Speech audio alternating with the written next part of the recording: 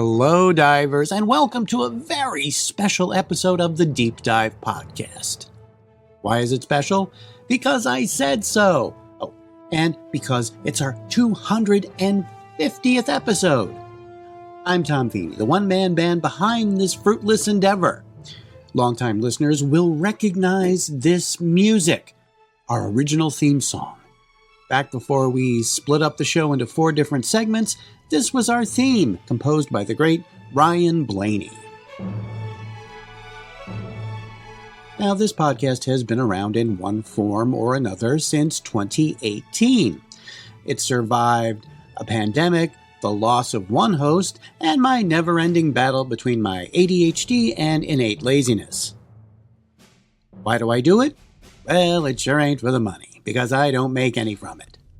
But honestly, it's a creative outlet that keeps me from going completely insane from boredom.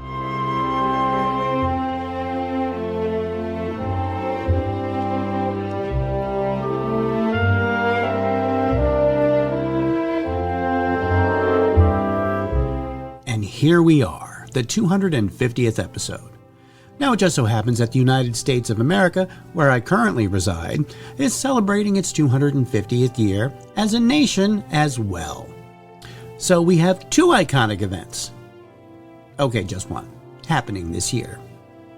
So instead of one of our usual wheel of shows, this episode will take a look back at the last big anniversary of the US of A, the bicentennial.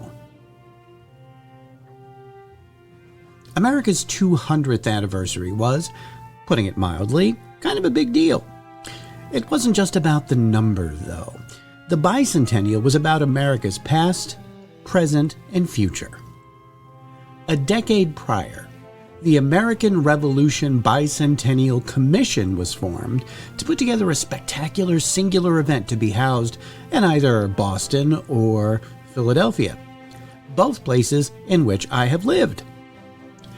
It took the commission over 6 years to figure out that one celebration was not going to be enough to properly commemorate the bicentennial.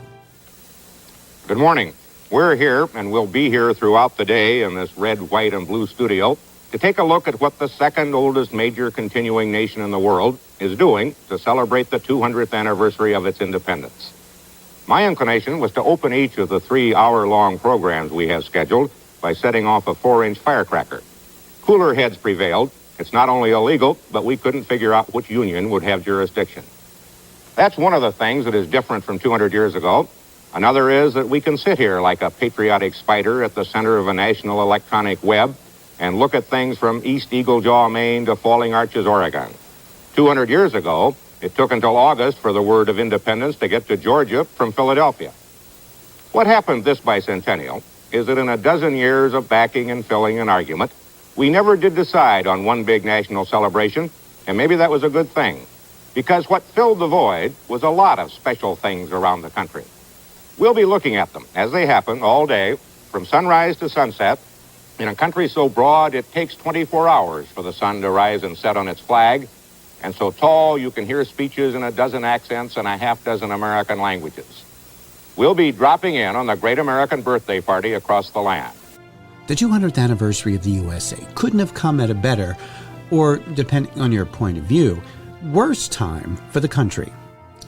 Only a year before, in 1975, the U.S. military pulled out of Vietnam after years of bloody conflict.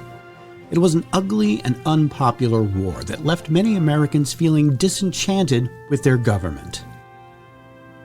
Then President Ford and his administration knew they needed to do something to reignite the country's patriotic spirit. There needed to be a nationwide effort that included all Americans. So the Ford administration promoted a decentralized nationwide approach, including thousands of local festivals, parades, historical reenactments, and community projects. Now, this was partly strategic. Spreading the celebration across the whole country made it harder to ignore and easier for ordinary, everyday Americans to feel personally involved. Official messaging deliberately framed the bicentennial not as a triumphant celebration of American power, but as a moment of renewal, and a return to founding ideals. This was a subtle but important pivot away from the arrogance that critics associated with the Vietnam-era imperial presidency.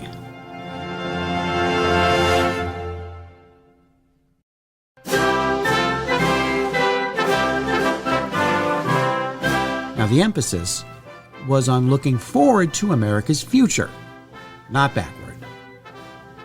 One of the most beloved and unifying moments of the bicentennial was Operation Sail on July 4th, 1976. The bicentennial celebration of America's independence, 200 years of liberty celebrated in a glorious birthday party. The greatest convocative of sailing ships in 25 centuries sails beneath the Verrazano Bridge. 212 sailing vessels, all gathering in New York Harbor for Operation Sail, paying homage to 200 years of America's freedom. Operation Sail was a spectacular parade of tall ships from around the world sailing into New York Harbor, watched by an estimated 6 million people in attendance. It was not only visually magnificent, but also politically safe. By using old sailing ships instead of modern military vessels, it evoked an age of American promise rather than old Cold War anxieties. President Gerald Ford, who had the unenviable task of presiding over both the fall of Saigon in April 1975 and the bicentennial, leaned heavily into the celebrations as a way to boost national morale. He traveled extensively, participated in ceremonies across the country, and used bicentennial rhetoric to argue that American ideals had endured, even if the war against communist aggression in Vietnam had been lost. On Washington's birthday in 1861, a fortnight after 6 states had formed a confederacy of their own, Abraham Lincoln came here to Independence Hall, knowing that in 10 days he would face the cruelest national crisis of our 85-year history. I am filled with deep emotion, he said, at finding myself standing here in the place where collected together the wisdom, the patriotism, the devotion to principle from which sprang the institutions under which we live. Today, we can all share these simple, noble sentiments. Like Lincoln, I feel both pride and humility, rejoicing and reverence, as I stand in the place where 2 centuries ago the United States of America was conceived in liberty and dedicated to the proposition that all men are created equal. Historians generally note that the bicentennial did in fact succeed in generating genuine popular enthusiasm. July 4th, 1976 was marked by widespread celebrations that surprised even organizers. However, cynicism was never far away. Critics pointed out that celebrating liberty while the country had just supported a brutal war came off as, at best, insincere, and at worst, a clumsy attempt to push past the last decade of conflict. Looking back, the bicentennial was a partial success as a morale booster. It gave Americans a shared emotional moment and a reason to feel connected to something larger than the USA's recent failures. But it most certainly did not erase the deep divisions that the Vietnam era had created. And those deep divisions can seem like minor potholes compared to today's volatile political, financial, and moral chasms. What will America's 250th birthday, or, to be technical, its semi-quincentennial, look like? Well, the official governmental commission in charge of the event is called America 250, presumably because semi-quincentennial is an 18-letter word way too hard to fit on a logo. Now, the PR machine has already been activated, as seen on this PSA from America 250.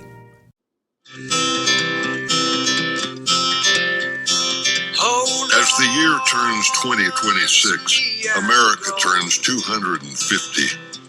Turn to your left, turn to your right. Embrace this moment. 350 million Americans celebrating 250 years of turning together. to rise above, to revel, to remember. We've turned fortitude into freedom, launches into landings, teamwork into triumph. And now it's our turn to show up for our country, to help write the next great American chapter together. Happy birthday, America. Here's to the next 250. Ooh, I just love that narration by Timu Sam Elliott. In Washington, D.C., the National Mall will feature the Great American State Fair by day, followed by a massive fireworks display at night with performances by such acts as the Oak Ridge Boys, Patti LaBelle, Wynton Marsalis, and the Boston Symphony Orchestra. And as it was in 1976, the tall ship spectacle will return. The United States Navy will host another Operation Sail on July 4th, with an expected 60 ships from 30 countries taking part. As the birthplace of the U.S., Philadelphia will be the center of a year-long celebration, including community parades, new murals, and exhibitions tracing the history of the Declaration of Independence.